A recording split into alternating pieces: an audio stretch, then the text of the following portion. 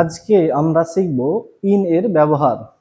বড় স্থানের আগে ইন বসে, যেমন আই লিভ ইন ইন্ডিয়া, আমি ভারতে থাকি। He lives in West Bengal, সে পশ্চিমবঙ্গে থাকে।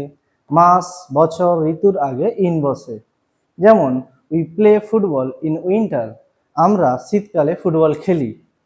এছাড়াও আরেকটা উদাহরণ হবে we get freedom in August in 1947, আমরা স্বাধীনতা পেয়েছিলাম 1947 সালের আগস্ট মাসে। কোনো কিছুর ভেতরে বোঝাতে ইন বসে, যেমন I am in the room, আমি রুমের মধ্যে আছি। ভাষা, রং, পোশাক বোঝাতে ইন বসে, যেমন স্পিক ইন ইংলিশ, ইংরেজিতে কথা বলো।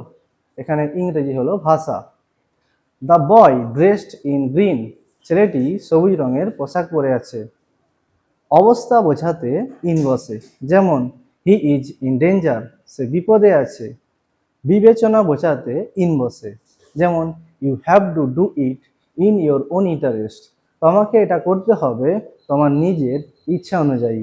পেশার ক্ষেত্র বোঝাতে ইন বসে, যেমন he has been in politics, সে রাজনীতিতে আছে।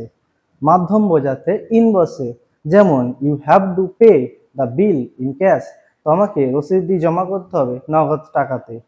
অনুপাতের ক্ষেত্র বোঝাতে ইন বসে, যেমন ইন ইংল্যান্ড 1:3 এন্টার্স হায়ার। এরপর আমরা শিখব টু এর ব্যবহার। কোনো স্থানে আসা বা যাওয়া বোঝালে ওই স্থানের আগে টু বসে, যেমন হি গোজ টু স্কুল এভরিডে, সে প্রতিদিন বিদ্যালয়ে যায়। এখানে যাওয়া বোঝানো হচ্ছে, তাই টু প্রিপোজিশন হিসেবে বসেছে। হি কেম টু ইন্ডিয়া ইন 1997, সে ভারতে এসেছিল 1997 সালে। কারো কাছে কারো উদ্দেশ্য বোঝালে তার আগে টু বসে, যেমন হি কেম টু মি, সে আমার কাছে এসেছিল। He spoke to his teacher, সে তার শিক্ষকের সঙ্গে কথা বলেছিল। সময় বা সংখ্যা পর্যন্ত বোঝাতে টু বসে, যেমন ইট ইজ 10 minutes to 6, 6টা বাজতে 5 মিনিট বাকি। কাউন্ট ফ্রম 1 to 10, 1 থেকে 10 পর্যন্ত গুনো। তুলনা বা সম্পর্ক বোঝাতে টু বসে, যেমন the answer is similar to mine, এই উত্তরটি আমার মতোই।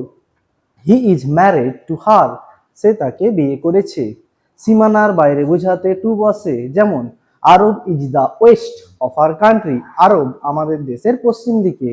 পর্যন্ত বোঝাতে টু বসে, যেমন দে ফট টু দ্য লাস্ট, তারা শেষ পর্যন্ত যুদ্ধ করেছিল।